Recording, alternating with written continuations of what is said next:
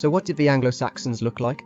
Well, their appearance changed throughout the period, but generally, this is how they looked.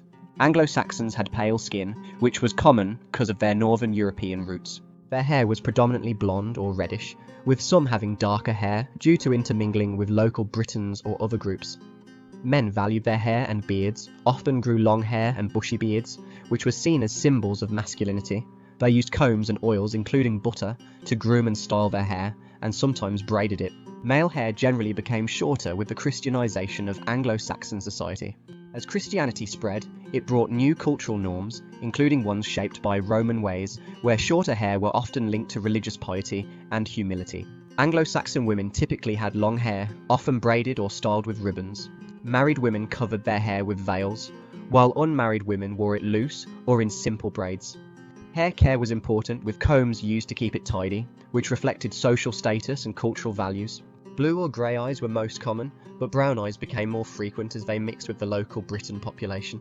Anglo-Saxon women sometimes used natural materials to enhance their appearance, like herbal washes to cleanse the skin or oils to keep it moisturised. They also used simple cosmetics, like crushed berries for lip colour, or natural dyes to darken their eyebrows.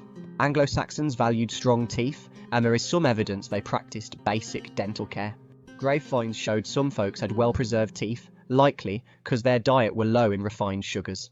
Anglo-Saxon men were typically tall and muscular, a result of their active outdoor lifestyle. They were trained as warriors and farmers from a young age, leading to strong physiques. Given their active lifestyle, Anglo-Saxons were generally lean and strong. Archaeological evidence suggests that many individuals had muscular builds, particularly men who were trained as warriors. Anglo-Saxons wore simple, practical clothing made from wool and flax. This included tunics, cloaks, and trousers.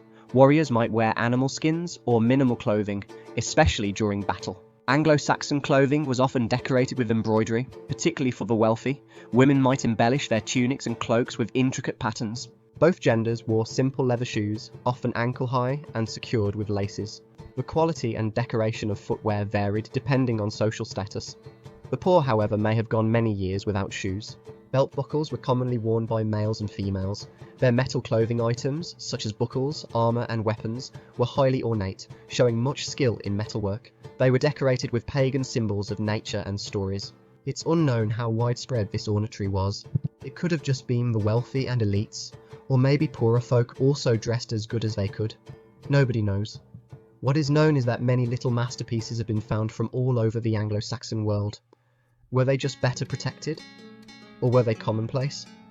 Anglo-Saxon men and women often wore brooches to fasten their cloaks and tunics. These weren't just functional, but decorative too, made from bronze, silver and gold, often with intricate patterns. Women in particular used elaborate brooches to show off their status. Like the Celts, they wore jewellery, often with animal and spiral designs, but their style were distinct, more practical, yet still beautiful. Both men and women wore rings and bracelets, usually made from metal. Wealthier folks might have had gold or silver pieces, sometimes inlaid with garnets or other precious stones. Women often wore necklaces made from glass, amber, or stone beads. Some of these were imported, showing the Anglo-Saxons had wide trade connections.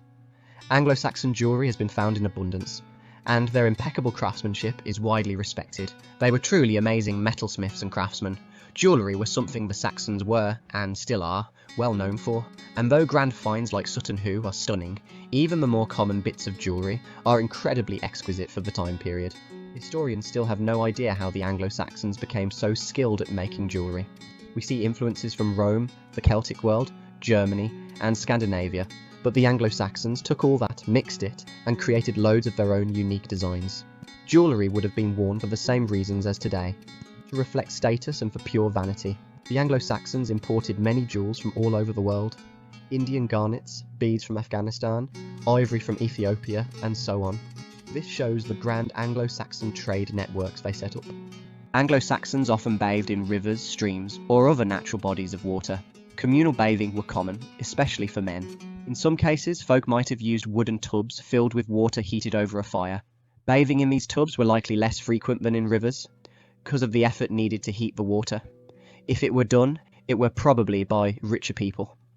We're not sure how common washing were for the Angles, so they might have been quite smelly, along with having bad breath. But this would have been normal for everybody, so folk wouldn't have taken much notice like we do now. although they did groom themselves and even used toothpicks and nose trimmers. So we can assume taking care of one's hair were important to look attractive. They even had ear scoops for wax.